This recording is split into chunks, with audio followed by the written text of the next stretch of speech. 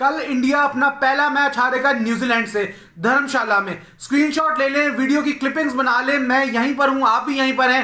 कल आइएगा मेरे पास और बताइएगा। पहले ही बता दिया था आपको, स्केड्यूल अनाउंस हुआ था तभी ट्वीट कर दिया था, और कल भी ट्वीट किया, उससे पहले भी किया कि धर्मशाला में इंडिया नहीं जीत सकता न्यूजीलैंड से। और गलत जगह पे मैच रखवा दिया आपने इंडिया वालों, बीसीसीआई वालों।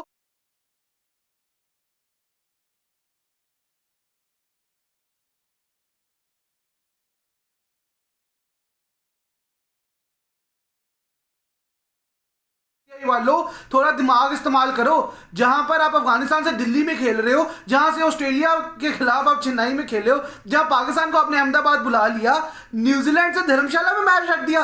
क्या सोच नहीं है आपकी? दिमाग कहां पर है? बादाम खाया करो यार, क्या करते हो? आपने धर्मशाला वो वेन्यू चूज किए जहां पर इंडिया का जीतने का चांस ही नहीं है। बेंगलोर में, हैदराबाद में, मुंबई में, कोलकाता में 4 वेन्यूज थे आपके पास, खेलते न्यूजीलैंड से उधर। अब वो आपको ठोकेंगे, ठोका ठोका ये कल होगा और अनडिफीटेड रहेगा न्यूजीलैंड। आपकी पहली हार कल आएगी। याद ही होगा आपको WTC फाइनल, आपको ये भी याद होगा सेमीफाइनल वर्ल्ड कप 2019 का। हमेशा से न्यूजीलैंड जो है ना आपके भारी रहता है। 2016 का T20 वर्ल्ड कप भी आपको इंडिया में हराया है न्यूजीलैंड ने, याद है कि नहीं? तुम्हें याद हो कि ना हो, हमें याद है कि न्यूजीलैंड ICC ग्लोबल इवेंट्स में इंडिया पे भारी पड़ता है, हमेशा इंडिया को हराता है। और कल आपके सारे प्लेयर्स जो है ना, जो एक्सपेरिमेंट करने की कोशिश कर रहे हो आप लोग, नए नए प्लेयर्स, कभी आ रहे जी शार्दुल ठाकुर जो है उनको बिठा देंगे, शामी आ जाएगा, और पता नहीं सूर्य कुमार यादव को चांस मिलेगा, हार्दिक पांड्या क्योंकि वो तो वैसे इंजर्ड हो गए हैं।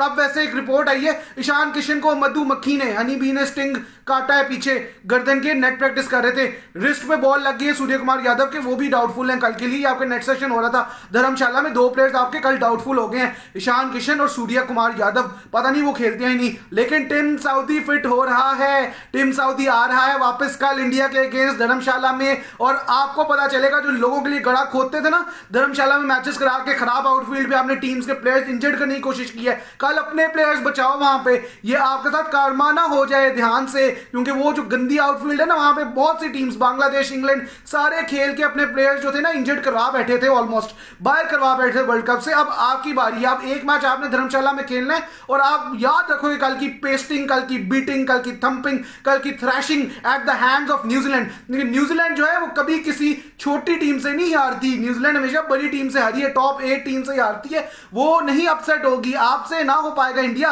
गलत वेन्यू पे रख दिया, और ये वीडियो कल याद आएगी, ये हर जगह पर लगाओगे, ट्विटर पर, फेसबुक पे मुझे टैग करो @_ फरीद खान, आओ ट्विटर पर बात करेंगे इस वीडियो में, क्योंकि कल आप हारोगे। इतना कॉन्फिडेंट मैं हुआ नहीं कभी लाइफ में जितना मैं अब हूं, क्योंकि मुझे नजर आ रही है न्यूजीलैंड की जीत, रिक्की भी है, राइटिंग ऑन द वॉल है, सामने मुझे नजर आ रहा है। मुझे अपना सारा मैच कल जो है ना मेरी आंखों के सामने अभी से है। मुझसे पूछ लो कल क्या होगा, कौन कितना स्कोर करेगा, कोहली क्या करेगा, रोहित क्या करेगा, बुमराह क्या करेगा, सारा आपको बता दूंगा। और ट्रेंट बोल्ट क्या करने वाला है कल, ये भी बताऊंगा। टिम साउदी क्या करने वाला है, लॉकी फर्गसन क्या करने वाला है, कॉनवे कैसा स्टार्ट देगा, रविंद्रा क्या करेगा, एक एक चीज बताऊंगा आपको लिटरली कह रहा हूं, लिख लो अभी, कल का मैच देखना ही ना छोड़ दो, संडे जाया हो जाएगा। संडे कैसा गुजरा पड़ोसियों, ये कल पूछूंगा आपसे, याद रखना इरफान पठान की लैंग्वेज में। तो बताओ, कमेंट करो कौन कौन कॉन्फिडेंट है कि इंडिया असल में जीतेगा। कोई इंडियन फैन है यहाँ पे जो कॉन्फिडेंस से कह सकता है कि हाँ न्यूजीलैंड को हरा लेंगे? आज तक तो हराया नहीं आपने न्यूजीलैंड को ICC इवेंट्स में, अब कहां से हराओगे? याद ही होगा आपको 2019 का सेमीफाइनल, याद है या नहीं, जो बाहर हो गए थे वर्ल्ड इवेंट से, WTC का final,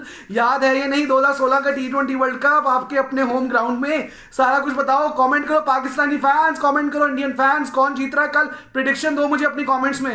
let's talk about the New Zealand batters. New Zealand के जो बल्लेबाज थे शुरू में वो बड़े अनकंफर्टेबल नजर आए, और वो पिच जो थी मुश्किल लगना, पता नहीं क्यों लग रही थी कि जैसे बड़ी मुश्किल है। वाज इट द पिच और was it just spectacular bowling by the Indian bowlers? Bowling भी अच्छी हुई, लेकिन मुझे ऐसा लगा कि वो प्लान लेके आए कि विकेट सेव करनी है हमने, एट द एंड हम जाके रन बना लेंगे, यू नो। और मिडल ऑफ द इनिंग्स भी हमने देखा कि 20 to 40 ओवर्स तक हम जाते हैं। बहुत ही अच्छा एवरेज मेंटेन किया है, 185 रन बनाए उन्होंने एट द एवरेज ऑफ 6.1। मैं समझता हूँ कि ये ODI क्रिकेट के अंदर मेरे ख्याल है जो आपकी प्लानिंग होती है उसकी बेहतरीन एग्जीक्यूशन होती है, और वो हुई। बट जो प्लान था आखिरी 10 ओवर्स का, आई थिंक वो सही तरह एग्जीक्यूट नहीं कर सके, no doubt. Bowling was very good, specially we must praise Shami's bowling, जिन्होंने ये विकेटें ली हैं आके, यू नो। और आखिरी ओवर्स में जैसे भी मिसबा ने बात की है, 5.4 के एवरेज से सिर्फ उन्होंने आखिरी 10 ओवर में 54 रन बनाए और 6 विकेटें गिरी उनकी, यू नो। आई थिंक तो यहाँ क्लियरली नज़र आ रहा है जिस तरह इंडिया ने बॉलिंग की आखिरी 10 ओवर्स में। मिडल में इतनी अच्छी बॉलिंग नहीं कर सके जो एक्सपेक्टेशंस थी। कुलदीप यादव को भी हमने देखा कि फर्स्ट 5 ओवर्स के अंदर उनकी ठीक ठाक पिटाई हुई आज, उन्होंने 50 रन्स एंड अबव दिए हुए। तो वही उन्होंने दिखाया आई सपोज टुडे भाई जो उन्होंने बताई है ना बात वो आप दोनों वहां से ना स्टैट्स में ढूंढ रहे थे, वो नहीं उन्होंने तो हिसाब लाया है तो कैलकुलेटर यार अपना काम तो कर। स्टैट्स में नहीं है, दोनों नहीं देखे वो चीज़। जितने उसके पेपर हैं, मेरा दिल जब ये बात कर रहा था, पता है मेरा दिल क्या कह रहा था कहने को, पाइनवेरी जमीन का इंतकाल कर दिया ट्रांसफर करवा दे मेरा। Okay but well done thank you we really appreciate that. आप अपने कैलकुलेटर के साथ खुद एवरेजेस वगैरह सारी कैलकुलेट कर रहे हैं। आखिरी 13 ओवरों में सिर्फ 4 बाउंड्रीज दी हैं आज इंडियन बॉलर्स ने। Death bowling was just fantastic by them Wasim. You see मैं वाज नोटिसिंग स्पेशली बुमराह और सिराज का जो अर्ली स्पेल है, जो मोइन अभी बता रहे थे कि एक तो उनकी 2 विकेटें गिर गई 19 रन पे न्यूजीलैंड की।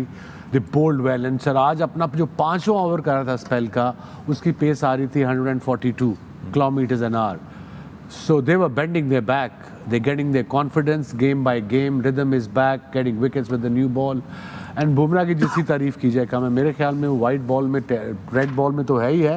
He is definitely one of the best bowlers in world cricket, and especially in first 10 overs, those are the most important overs because वहाँ पे 2 फील्डर अलाउ होते हैं आपके। लेकिन इस पिच पे भी शुरू में अच्छी पिच खेली है, स्विंग कर रहा है बॉल, सक्सेस है और विकेटों में एवरी चीज़ अंदर भी बाहर भी, विकेटों से बाहर निकल रही है, विकेटों से अंदर आ रही है, and with brisk pace. And that's why this guy is so lethal, and that's how you create pressure. Length आप देखें, कंसिस्टेंट लेंथ है, वो जो टीजिंग लेंथ है, वहाँ से बाहर निकल रहा है, वहीं से अंदर आ रहा है। ये नहीं कि कोई गेंद थोड़ा सा फुलर हो गया, ड्राइव का मौका मिल गया, नहीं, वो खिंची हुई लेंथ वहीं पे बॉल हुए हैं। पिच मैप भी उस टाइम दिखा रहे थे। ही इज सो एक्यूरेट और आखिर के ओवर्स में प्लान्स आर सो। सिराज को भी देख लें आप, ये रन टुगेदर स्विंगिंग, इसका आउट स्विंग देखो अच्छा था हो रहा था। वही लाइन जो लेंथ की तो बात कर रहा है, वो जो हम बात करते हैं इवन 6 to 8 मीटर से थोड़ा अर्ली ऑन इन्होंने थोड़ा सा आगे किया, इनको हिलने नहीं दिया। As we say in our language, look at this guy. Conway को इन्होंने आउट किया। हम कहते हैं छिलावा।